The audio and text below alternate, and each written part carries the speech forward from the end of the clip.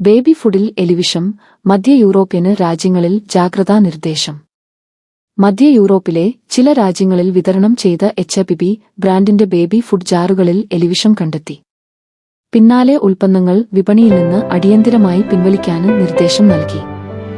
Austria, Slovakia, check republic എന്നീ രാജ്യങ്ങളിലെ വിപണികളിൽ നിന്നാണ് ഉൽപ്പന്നങ്ങൾ തിരിച്ചുവിളിച്ചത്.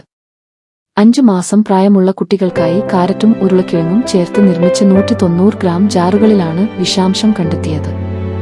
ഓസ്ട്രിയയിലെ പ്രമുഖ സൂപ്പർ മാർക്കറ്റ് ശൃംഖലയായ സ്പാർ വഴി വിറ്റഴിച്ച കുപ്പിയിലാണ് ആദ്യം വിഷാംശം സ്ഥിരീകരിച്ചത്. സംഭവത്തിൽ ക്രിമിനൽ ഗൂഢാലോചന നടന്നിട്ടുണ്ടെന്നും ആരോ ബോധപൂർവം ഉൽപ്പന്നങ്ങളിൽ കൃത്രിമം കാണിച്ചതായും ആരോപിച്ചു. വിഷബാധയേറ്റ ജാറുകളിൽ ചുവന്ന വൃത്തത്തോടുകൂടിയ വെളുത്ത സ്റ്റിക്കറുകൾ ഉണ്ടാകാൻ സാധ്യതയുണ്ടെന്ന് ആരോഗ്യവകുപ്പ് മുന്നറിയിപ്പ് നൽകി. കുഞ്ഞുങ്ങൾക്ക് ഈ ആഹാരം നൽകിയാൽ 2 മുതൽ 5 ദിവസങ്ങൾക്കുള്ളിൽ മാത്രമേ രോഗലക്ഷണങ്ങൾ പ്രകടമാകൂ എന്നത് ആശങ്ക വർദ്ധിപ്പിക്കുന്നു.